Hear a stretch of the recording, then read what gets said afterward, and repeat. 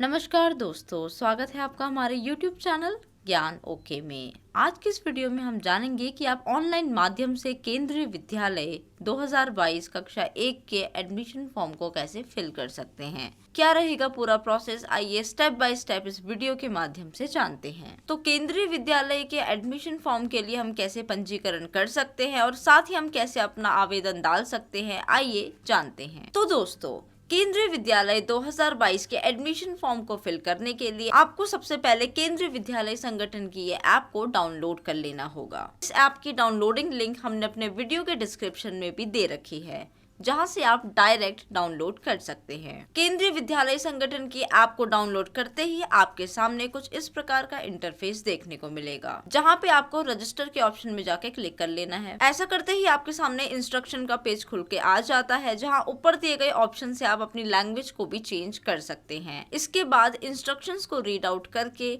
आप गाइडलाइन को चेक करेंगे और प्रोसीड के बटन को क्लिक करेंगे। ऐसा करते ही आपके सामने नया पंजीकरण का ये पेज खुल के आ जाता है, जहां सबसे पहले आपको बच्चे का पहला नाम, सेकंड स्टेप में उसका मध्य नाम, थर्ड में उसका सरनेम यानी उपनाम मेंशन कर देना है। लेकिन अगर बच्चे का मध्य नाम व उपनाम नहीं है तो आप इस कॉलम को लीव भी कर सकते हैं। इसके बाद पूछा गया है यदि बच्चा दिव्यांग है, तो अगर बच्चा दिव्यांग है तो आप हाँ कर दीजिए, अदरवाइज नहीं में क्लिक कर दीजिए। एक बात का ध्यान रखिएगा कि अगर बच्चा दिव्यांग है तो उसे एडमिशन के टाइम अपना दिव्यांग होने का सर्टिफिकेट भी सबमिट करना होगा। जिसके बाद आपसे पूछा गया है बच्चे की जन्म तिथि, देन आपसे पूछा गया है क्या बच्चा केंद्रीय विद्यालय संगठन के कर्मचारी का बच्चा या पौत्र पौत्री है। तो अगर आप किसी विद्यालय संगठन के कर्मचारी के बच्चे या पौत्र पौत्री हैं तो आप इसे यहाँ सिलेक्ट कर लेंगे, अदरवाइज आप नॉट एप्लीकेबल के इस ऑप्शन को क्लिक करेंगे। इसके बाद आपको अपना ईमेल आईडी, अपना मोबाइल नंबर यहाँ पर अप्लाई करना है। ऐसा करते ही आपके रजिस्टर्ड मोबाइल नंबर पे एक OTP भेजा गया है, जो आपको यहाँ पे अप्लाई कर लेना है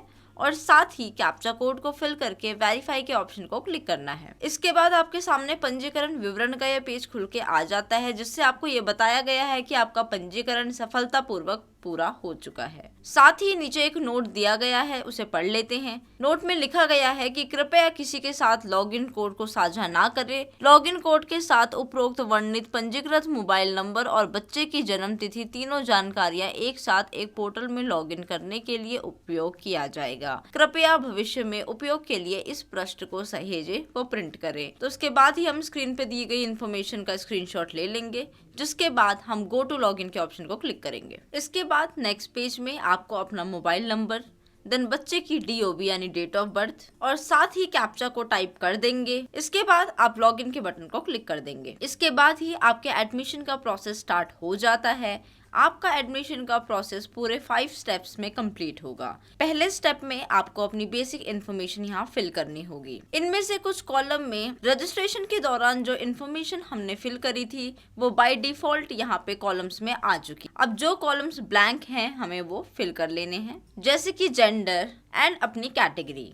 इसके बाद पूछा गया है अगर इकलौती कन्या संतान श्रेणी के तहत आवेदन करना चाहते हैं, इसमें आप हाँ या नहीं में क्लिक कर देंगे। अगर आप हाँ में टिक कर देते हैं तो देन आपसे पूछा जाता है क्या जुड़वा ट्रिपलेट बहन भी प्रवेश के लिए आवेदन कर रही है, जिसका जवाब भी आपको हाँ या ना में यहाँ पे दे देना है। जिसके बाद अगर आप हाँ में टिक करते हैं तो आपके सामने ऑप्शन आ जाता है जनरेट लिंकिंग कोड का, इसे आपको क्लिक कर लेना है। जिसके बाद आपके सामने एक लिंक जनरेट हो जाएगी, जिस लिंक का यूज उस सिचुएशन में किया जाएगा जब आपके ट्विन का एडमिशन भी हो रहा होगा। अभी मैं इसको नहीं में क्लिक कर देती हूँ। देन आपसे पूछा गया है परिवार का आय वर्ग, यानी कि अगर आप कम आय वर्ग के अंतर्गत नहीं हैं तो आप पहले को क्लिक कर देंगे। सेकंड है आर्थिक रूप से कमजोर, यानी कि EWS, आप इसमें क्लिक कर सकते हैं।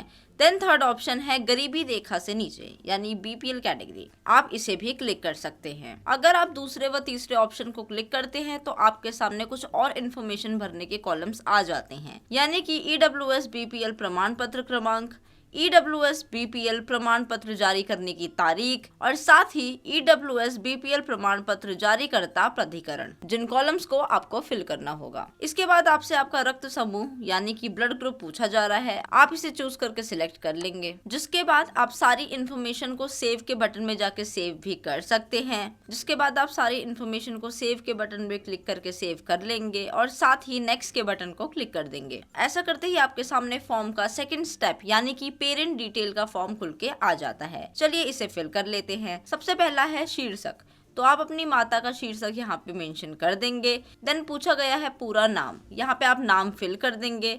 देन राष्ट्रीयता, देन आपकी माता का राज्य, उनका शहर, साथ ही घर का पता व पिन कोड को अप्लाई कर देंगे। जिसके बाद घर का टेलीफोन नंबर, व्यक्तिगत मोबाइल नंबर एवं व्यक्तिगत ईमेल पता भी आप यहाँ पे मेंशन कर सकते हैं। इसके बाद अगर आपकी माता काम करती हैं तो उनका व्यवसाय और साथ ही उनके संस्था का नाम आप यहाँ पे फिल कर देंगे। जिसके बाद आपके सामने पिता का विवरण का ये पेज खुल के आ जाता है, जिसमें अगेन आपको वो सारी इन्फॉर्मेशन को फिल कर लेना है जो आपने अपनी मदर की इन्फॉर्मेशन फिल की थी, जैसे कि शीर्षक, पूरा नाम, राष्ट्रीयता, देश, राज्य, शहर और भी सारी इन्फॉर्मेशन आप फिल कर लेंगे। इसी बीच आपसे पूछा गया है, do you want to copy mother's residential address to auto fill father's residential address, यानी कि आपकी मदर का रेसिडेंशियल एड्रेस ही आपके पापा के रेसिडेंशियल एड्रेस है, तो आप यस को टिक कर देंगे। इसके बाद लास्ट स्टेप में अगेन आपसे पूछा गया है, यदि पिता काम करते हैं तो कृपया निम्न जानकारी भरे, जैसे कि उनका व्यवसाय और साथ ही उनकी संस्था का नाम। इसी के साथ पूरे फॉर्म को फिल करने के बाद आप सेव के बटन में जाके इन्फॉर्मेशन को सेव भी कर सकते हैं, और साथ ही अगर आप बैक जाना चाहते हैं तो आपको प्रीवियस बटन को क्लिक करना होगा। अभी हमें नेक्स्ट बटन को क्लिक करके आगे बढ़ना है। देन आपके सामने स्कूल चॉइस करने का यह पेज खुल के आ जाता है। आप 3 स्कूलों को चूज कर सकते हैं। स्कूल सिलेक्ट करने के लिए आपको सबसे पहले अपना राज्य चुनना होगा। राज्य चुनने के बाद आपको विद्यालय का नाम चुनना होगा। विद्यालयों की लिस्ट में आपको सभी विद्यालय दिखाई देंगे जो आपकी लोकेलिटी में हैं। आप उनमें से किसी भी एक विद्यालय को सिलेक्ट कर सकते हैं और सेव करके नेक्स्ट के बटन को क्लिक कर दें।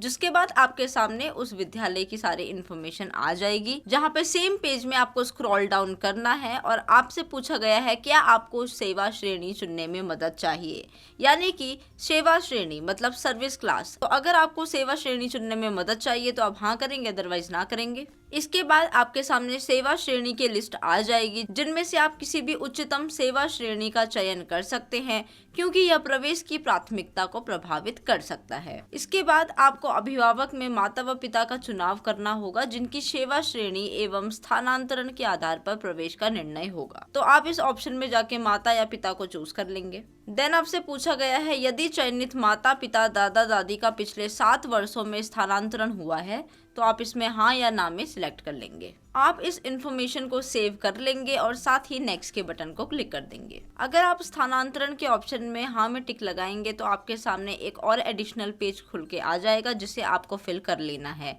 जैसे कि कार्यालय, यूनिट व स्थान का नाम, कार्यालय ज्वाइन करने की तिथि, स्थानांतरित कार्यालय व स्थान, 2 कार्यालयों के बीच की दूरी, स्थानांतरण आदेश संख्या, ये सभी चीजें आपको फिल कर लेनी होंगी। इसके बाद आप सारी इन्फॉर्मेशन को सेव करके नेक्स्ट के बटन को क्लिक कर सकते हैं। इसके बाद ही आप सेम प्रोसेस से 2 और विद्यालयों का चयन कर लेंगे। इसके बाद आपके सामने दस्तावेज अपलोड करने का ये पॉपअप आ जाता है, जिसे आपको एक्सेप्ट कर लेना है। इसी के साथ हम फॉर्म फिल करने के चौथे चरण में पहुंच चुके हैं, जहां अब आपको डॉक्यूमेंट्स अपलोड करने हैं।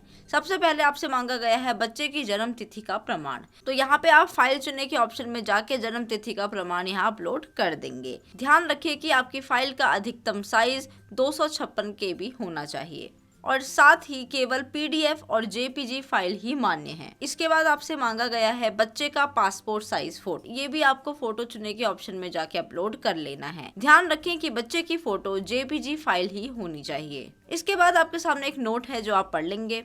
यदि विद्यालय द्वारा प्रवेश की पेशकश की जाती है तब प्रवेश के समय निम्नलिखित दस्तावेज विद्यालय के समक्ष प्रस्तुत करने होंगे। क्या है वो डॉक्यूमेंट्स, आइए जान लेते हैं। बच्चे की जन्म तिथि का प्रमाण, बच्चे का पासपोर्ट साइज फोटो, निवास का प्रमाण, समक्ष प्राधिकारी द्वारा किए गए सेवा एवं सेवानिवृत्त कर्मचारी का सेवा प्रमाण पत्र। इसके बाद आप नेक्स्ट के बटन को क्लिक कर देंगे। इसी के साथ आपके फॉर्म का लास्ट स्टेप जो कि है डिक्लेरेशन बाय द पेरेंट, इसे आपको एक बार रीड आउट कर लेना है। इसमें लिखा गया है कि मैं प्रमाणित करता एवं करती हूँ कि मैंने इस ऑनलाइन आवेदन पत्र को भरने के लिए निर्देशों के सभी खंडों को पढ़ा और समझा है एवं मैंने निर्देशों के अनुसार आवेदन पत्र भरा है। मैं प्रमाणित करता एवं करती हूँ कि मेरे द्वारा दी गई जानकारी सही है। मैं इस शर्त से सहमत हूँ कि उपरोक्त तथ्य यदि गलत पाए जाते हैं तो मेरा बच्चा एवं बच्ची केंद्रीय विद्यालय में प्रवेश हेतु अयोग्य होगा एवं होगी। मैं मानता एवं मानती हूँ कि यदि एक ही बच्चे के लिए एक से अधिक आवेदन उसी स्कूल के लिए जमा किए गए हैं तो बच्चे के सभी आवेदन पत्र उस स्कूल के लिए अमान्य कर दिए जाएंगे। मैं किसी भी केंद्रीय विद्यालय द्वारा चयनित होने पर प्रवेश के दौरान अपलोड डॉक्यूमेंट सेक्शन में सूचीबद्ध सभी दस्तावेजों के मूल प्रति प्रस्तुत करूंगा एवं करूंगी। इस डिक्लेरेशन को क्लियरली पढ़ने के बाद आपको कंसेंट भरना है और सेव के बटन को क्लिक कर देना है। इसके बाद अगर आपको पूरे फॉर्म में कोई चेंजेस करने हैं तो आप प्रीवियस के ऑप्शन में जाके आप बैक जा सकते हैं और चेंजेस कर सकते हैं। अगर आपका ये डेटा फाइनल डेटा है तो आप इसे सेव कर लेंगे और साथ ही अपने डेटा को एक बार क्रॉस चेक करने के लिए आप प्रीवियस के ऑप्शन में जाके अपने द्वारा दी गई सारी जानकारी का प्रीव्यू देख सकते हैं। जिसके बाद आप सबमिट एप्लीकेशन के ऑप्शन को जाके क्लिक कर दें। इसके बाद आपसे फाइनली पूछा गया है are you sure you want to submit this application, तो आप यस सबमिट के इस ऑप्शन में जाके सबमिट कर लेंगे। इसके बाद आपके रजिस्टर्ड मोबाइल नंबर पे एक OTP भेजा गया है जिसे आपको यहाँ पे अप्लाई कर लेना है और वेरीफाई OTP के ऑप्शन को क्लिक करना है। इसी के साथ आप पे नोटिफिकेशन आ चुका है you successfully submitted your form, यानी कि आपका फॉर्म सक्सेसफुली सबमिट हो चुका है। जिसके बाद आपके स्क्रीन पे आपके आवेदन से जुड़ी सारी जानकारी आ चुकी है, जैसे कि लॉगिन कोड, आपका सेशन, आवेदन की स्थिति, एप्लीकेशन सबमिशन नंबर। इसके बाद आप अपने एप्लीकेशन का स्टेटस भी ट्रैक कर सकते हैं। स्टेटस ट्रैक करने के लिए आपको ऐप की होम पेज पे आना होगा, जहाँ पे आपको लॉगिन के ऑप्शन में जाके अपनी सारी लॉगिन डिटेल्स डालनी है और लॉगिन के ऑप्शन को क्लिक करना है। इसी के साथ आपके सामने आवेदन की स्थिति दिखाई दे रही है। यदि आप जमा किए गए आवेदन को रद्द करना चाहते हैं तो आप आवेदन रद्द करें के बटन को क्लिक कर सकते हैं और साथ ही अगर अपना प्रस्तुत आवेदन देखना चाहते हैं तो प्रस्तुत आवेदन देखें के इस ऑप्शन को आप क्लिक कर सकते हैं। तो दोस्तों, यह थी हमारी आज की वीडियो। इस वीडियो से रिलेटेड क्वेश्चंस के लिए आप हमें कमेंट भी कर सकते हैं और इसी प्रकार की इन्फॉर्मेटिव वीडियोस पाने के लिए हमारे साथ बने रहें। हमारे चैनल को लाइक करें, सब्सक्राइब करें, शेयर करें और वीडियो के नीचे दिए गए बेल आइकन को दबाना ना भूलें। धन्यवाद।